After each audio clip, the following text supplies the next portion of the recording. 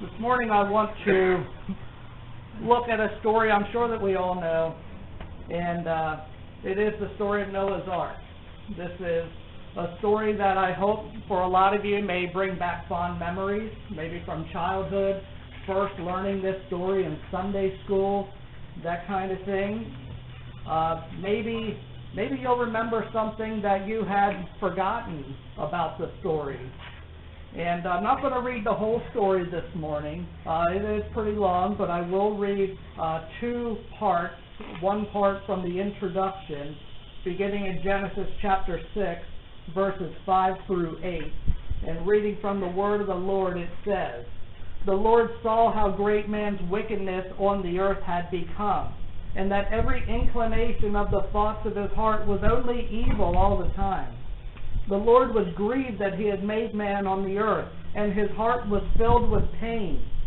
So the Lord said, I will wipe mankind whom I have created from the face of the earth, men and animals, and creatures that move along the ground, and birds of the air, for I am grieved that I have made them. But Noah found favor in the eyes of the Lord." And skipping forward to chapter 7, verses 11 through 24, it says, "In the 600th year of Noah's life, on the 17th day of the second month, on that day all the springs of the great deep burst forth, and the floodgates of the heavens were opened, and rain fell on the earth 40 days and 40 nights.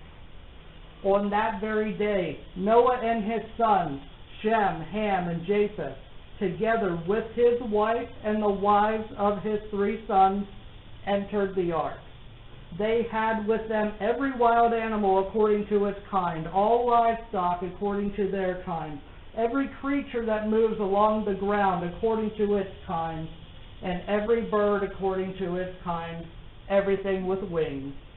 Pairs of all creatures that have the breath of life in them came to Noah and entered the ark. The animals going in were male and female of every living thing, as God had commanded Noah. Then the Lord shut him in.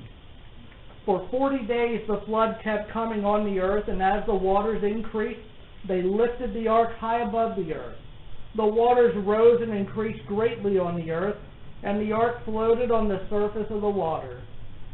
They rose greatly on the earth, and all the high mountains under the entire heavens were covered. The waters rose and covered the mountains to a depth of more than 20 feet. Every living thing that moved on the earth perished: birds, livestock, wild animals, all the creatures that swarm over the earth, and all mankind.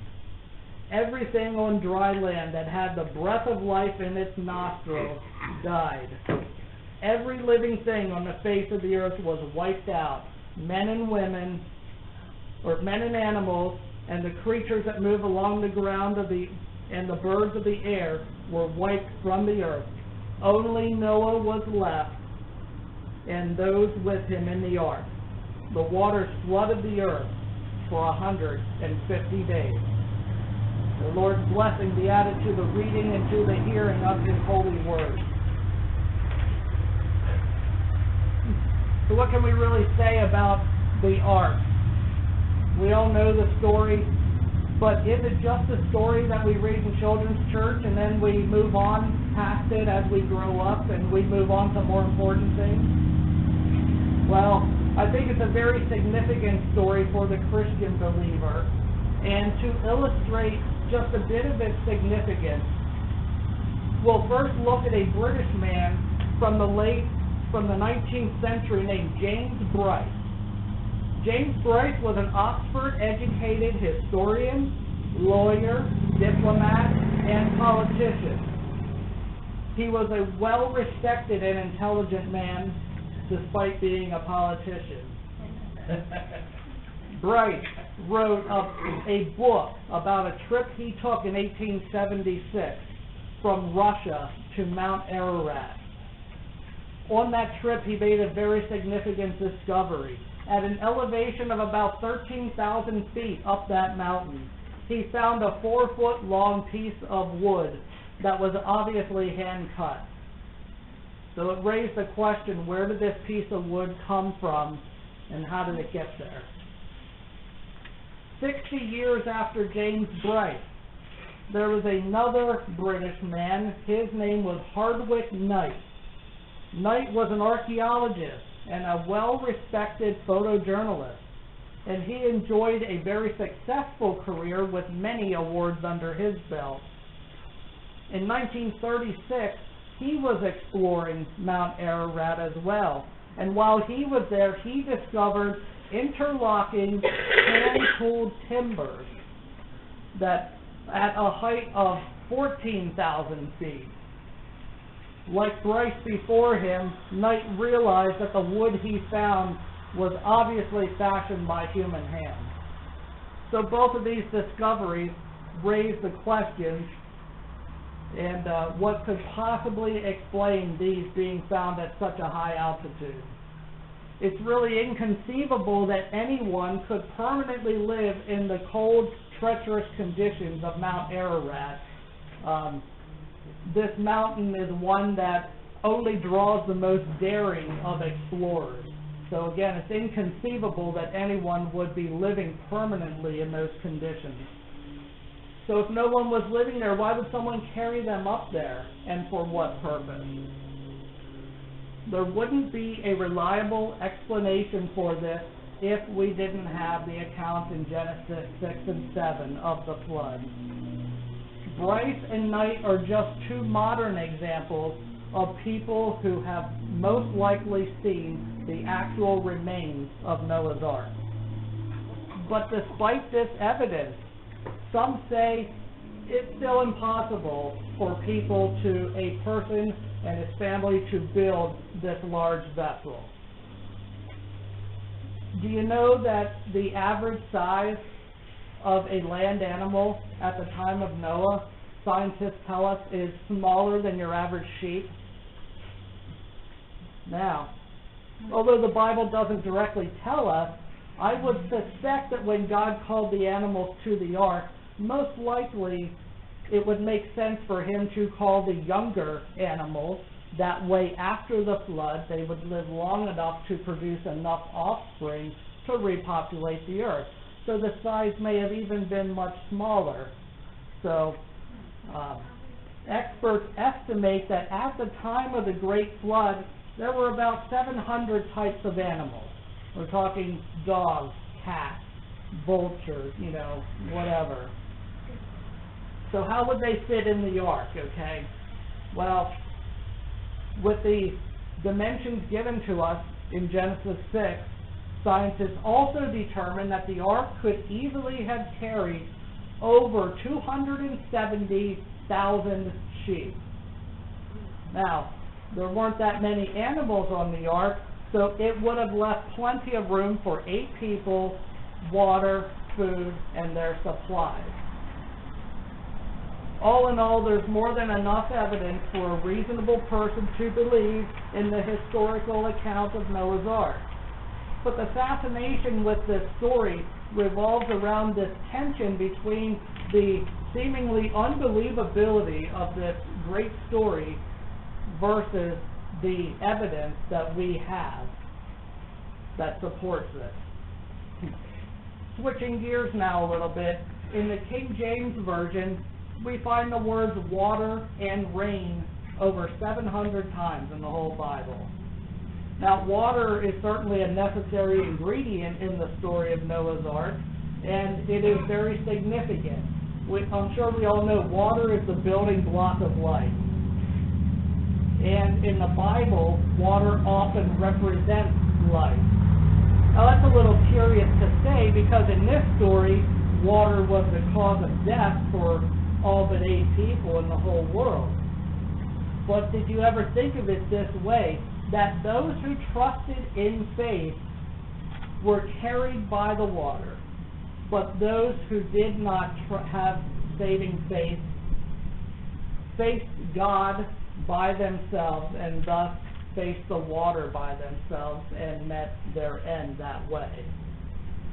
No matter what you are going through in your life, remember that even though Noah and his family were saved, They didn't have a ticket out of the storm. They experienced the storm like everyone else. But the difference was that during the storm, they rested calmly as they were carried along by the hand of God. As Christians, we have the same worldly experiences as everyone else. We don't get a free pass just because we are believers in Jesus Christ. But we have the confidence that we don't face the same condemnation as everyone else. That is what God is for us. God is unthinkable protection for us through the worst storms imaginable. And the last thing I just want to mention this morning concerns the graciousness of God. No one who died in that flood could say they did not know and they weren't given a chance. Noah, we read, who found favor with God, was 500 years old when he was commissioned by God. And it took 100 years for him to complete the process of building this ark. During those 100 years, anyone could have come to faith in God and been saved. But sadly, it was only Noah and his family who did so. God did not decide one day that he was going to flood the earth on a whim. He gave mankind every opportunity to avoid the judgment because he is a loving God. And if you ever think God waited 100 years back then for his judgment to come about, but he's even more gracious for us now because it was over about 2,000 years ago when Jesus finished his work on the cross, and Jesus still has not come back. How many people, how many generations in those 2,000 years had the opportunity to come to saving faith in Jesus Christ? I think we've gotten used to God's graciousness in our lives. And sometimes we probably lose sight of his obligation to judge the world. God is righteous and he must uphold his promise. And one day he will judge the earth. The window of opportunity to be saved is fast closing. Our job as the church is to spread the good news of Jesus Christ to as many people as possible so that they will not be locked outside the proverbial ark the next time that God chooses to judge the world. In the beginning I mentioned James Bryce and Hardwick Knight, the men who most likely encountered remains of the actual Noah's Ark, which serves as very reliable proof of our story in the Bible. But for me, that's not even the best evidence that supports the historical nature of this story. For me, the best evidence is Jesus' own words as he referred to the saga of Noah's Ark as real history. And we read his words in Matthew 24, verses 36 to 44. Jesus said, "No one knows about that day or hour, not even the angels in heaven, nor the Son, but only the Father. As it was in the days of Noah, so it will be at the coming of the Son of Man. For in those days before the flood, people were eating and drinking, marrying and giving in marriage, up to the day Noah entered the ark. And they knew nothing about what would happen until the flood came and took them all away. That is how it will be at the coming of the Son of Man. 2 men will be in the field, one will be taken and the other left. 2 women will be grinding at a handmill, one will be taken and the other left. Therefore keep watch, because you do not know on what day your Lord will come. But understand this, if the owner of the house had known at what time of the night the thief was coming, he would have kept watch and would not have let his house be broken into. So you also must be ready, because the Son of Man will come at an hour when you do not expect him." and we give thanks to the Lord for His holy word again. Amen. Are we going to take advantage of the graciousness of God, or are we going to ignore it? Our actions always speak louder than our words. And let us bow our heads and pray.